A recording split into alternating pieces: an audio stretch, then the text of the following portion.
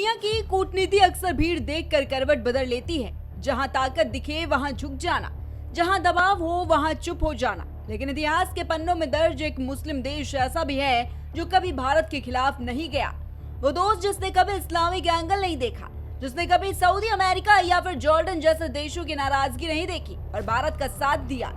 पाकिस्तान लगातार कोशिश कर रहा है कि दुनिया में जितने भी मुस्लिम देश हैं वो भारत के खिलाफ खड़े हो जाएं।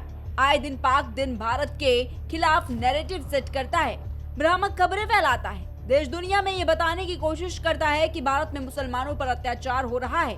लेकिन पाकिस्तान इन हथकंडों में फेल हो चुका है।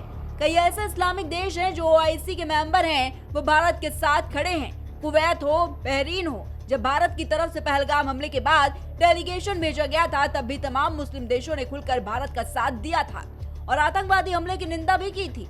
लेकिन इन सबके बीच भारत का पक्का मुस्लिम देश ऐसा भी है जो भारत के साथ हर स्थिति में, हर परिस्थिति में खड़ा रहा, और वो देश है ओमान। ओमान की दोस्ती भारत से बहुत पुरानी है।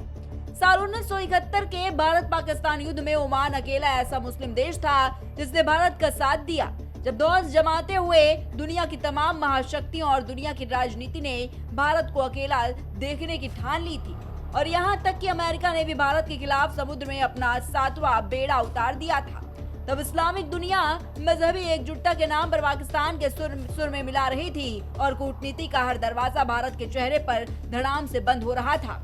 उस वक्त अरब का ये छोटा सा देश ओमान भारत के साथ था।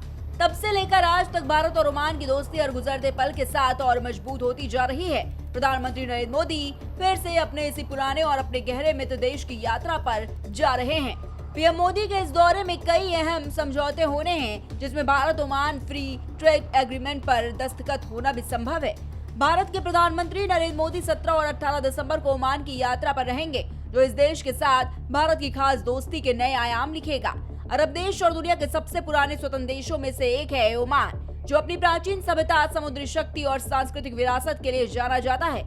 ओमान ने 1970 के दशक में सुल्तान कबूस के नेतृत्व में आधुनिक विकास के एक नए युग की परिभाषा लिखी, जो आज भी अपनी संस्कृति, परंपराओं और रणनीतिक स्थिति की प्रगतिशील दृष्टिकोण के लिए जाना जाता है। इस देश ने गरीबी देखी है, लेकिन अपने तेल व्यापार से इसने अपनी गरीबी को मात दिया। सदियों तक समुद्री शक्ति रहा और आज एक समृद्ध देश है। Desk report, prime TV.